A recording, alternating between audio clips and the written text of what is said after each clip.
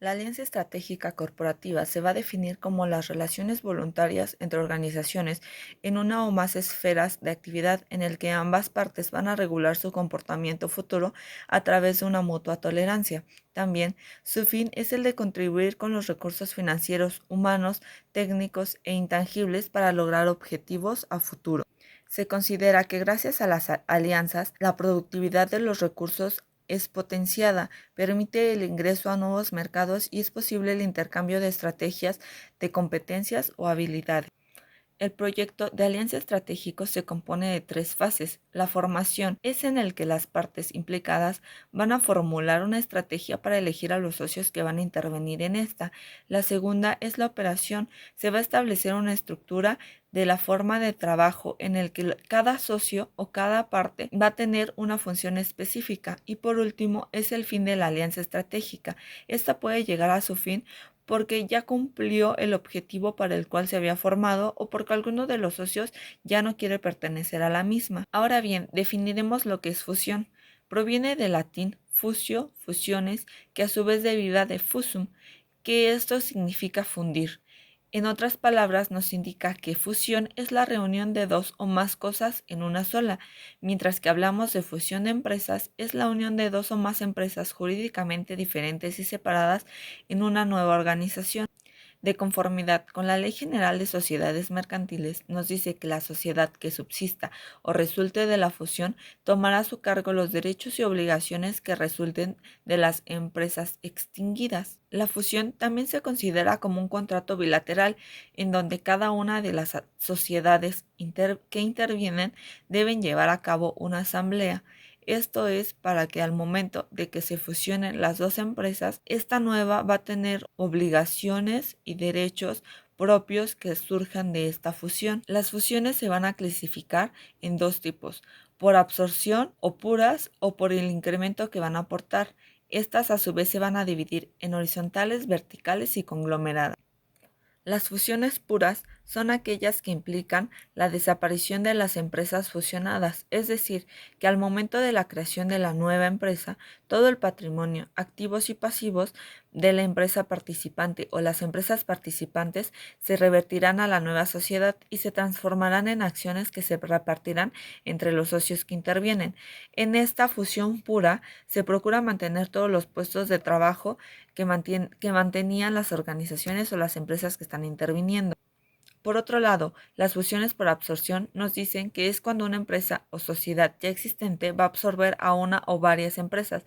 Va a implicar la disolución de las empresas absorbidas y el traspaso de los bienes y derechos, así como las obligaciones que tenía la empresa a la que se absorbió. Ahora bien, existe la fusión vertical, que es cuando una empresa integra a su actividad adquiriendo una empresa proveedora de materias primas o cuando se expande en el sentido del consumidor. La fusión por horizontal combina dos o más sociedades en la misma línea de negocios, mientras que la fusión por conglomerado tiene lugar cuando se realizan entre empresas de diferentes líneas de negocio. Las empresas a escala son buscadas por las fusiones horizontales, ya que las empresas fusionadas pueden lograr ahorros compartiendo servicios administrativos, ejecutivos y de dirección general. La fusión también puede permitir que las economías de escala técnicas cuando se precisan volúmenes de producción muy altos que requieren elevados niveles de inversión para poder aprovechar eficientemente la capacidad instalada. Las economías en vertical son buscadas por las fusiones verticales, ya que son las mejoras que podrían obtenerse en la coordinación de los procesos de producción y administración. Las empresas industriales a veces buscan controlar el proceso de producción mediante la fusión de un proveedor.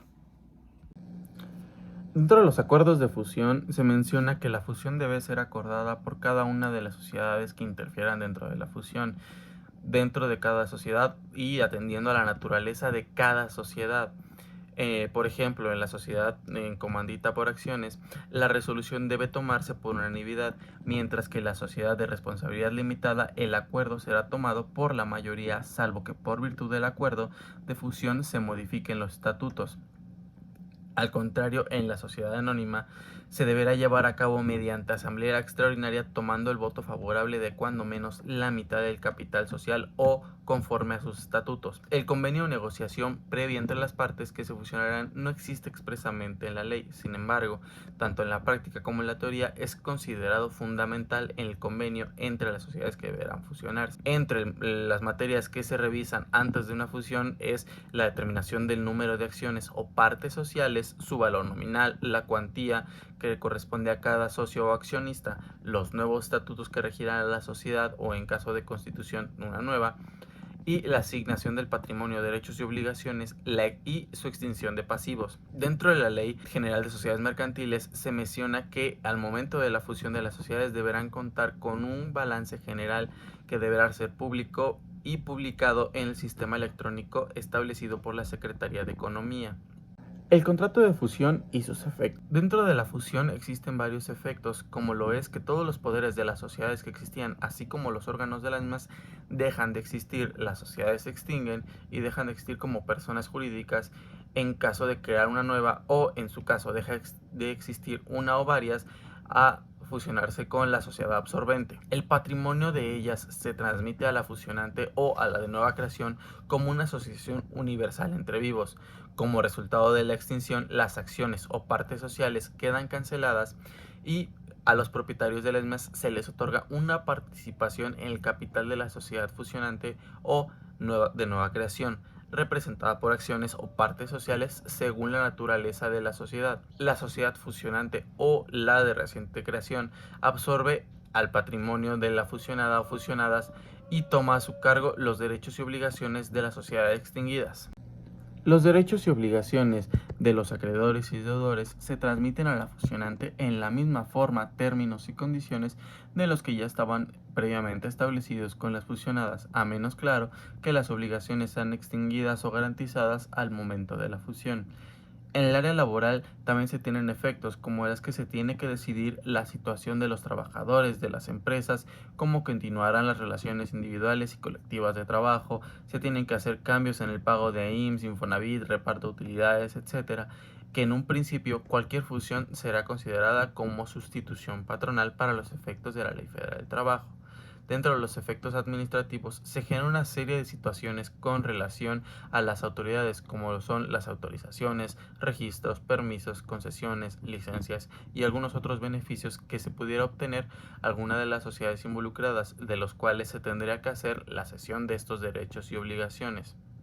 Dentro de los efectos fiscales tenemos que la fracción novena del artículo 14 del Código Fiscal de la Federación establece que se entiende por enajenación de bienes la que se realice mediante fusión o escisión de sociedades. Se entiende que en el caso de la fusión o sociedades estará en lo dispuesto de enajenación de bienes para los efectos fiscales. En la fusión existen dos formas de publicidad. Una, mediante la inscripción en el registro público de la propiedad del comercio en el domicilio de la fusionante o de la nueva sociedad, y esta publicidad tiene efectos constitutivos mas no declarativos. La publicación de los acuerdos de la fusión se realiza en el sistema electrónico de la Secretaría de Economía, en la cual tiene que contener el acuerdo de la fusión, el último balance de la fusionante y de las fusionadas, y las formas de extinguir el pasivo de las fusionadas.